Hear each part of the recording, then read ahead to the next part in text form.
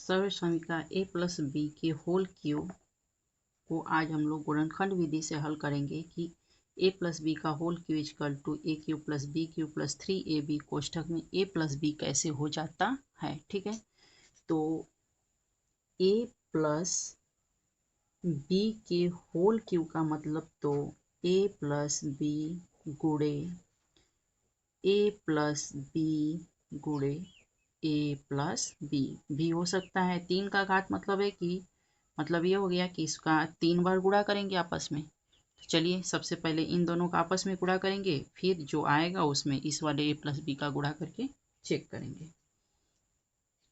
तो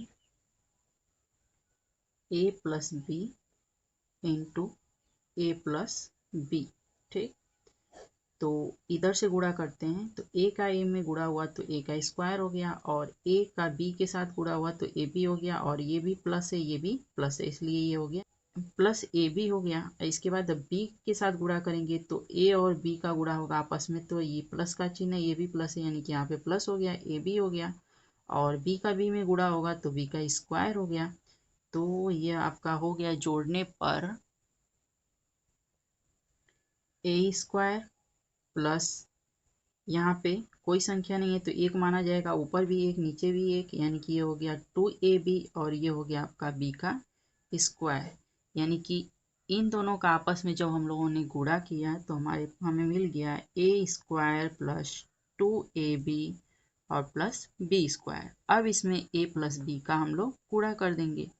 तो a plus B का आप गुणा हम लोग कैसे करेंगे, इधर से ही करना शुरू करेंगे। तो ए स्क्वायर में ए से गुणा करेंगे तो ए का क्यू हो गया, क्योंकि 2 घात पहले से घात इसका जुड़ गया तो 3 हो गया, प्लस इसके साथ गुणा करेंगे तो 2 ए के साथ ए का गुणा हुआ तो ए स्क्वायर हो गया और ये हो गया आपका बी और इसके बी के साथ गुणा हुआ ए बी प्लस यानी प्लस का ए बी का स्क्वायर हो गया।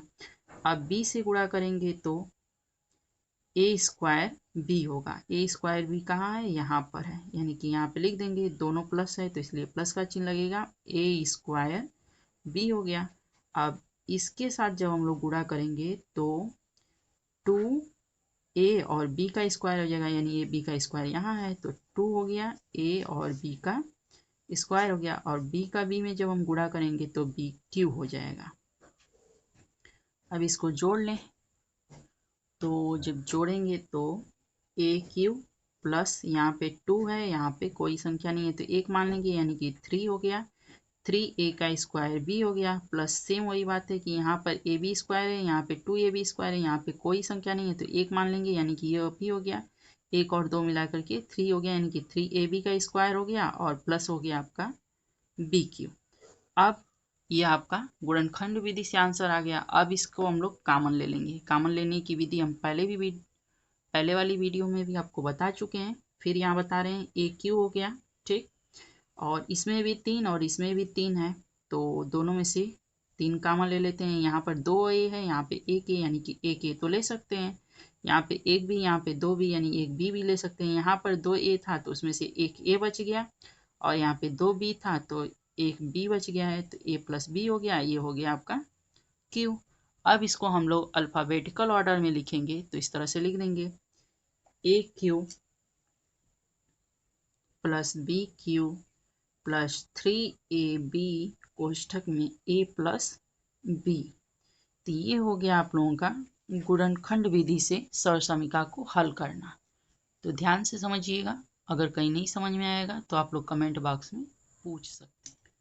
तो यहाँ पर हम कॉमन लेने की पूरी विस्तार से विधि एक बार आप लोगों को समझा देते हैं इस सवाल पे, ठीक। जैसे ये लिखा है a cube plus 3a square plus 3ab square plus b cube, यही लिखा है।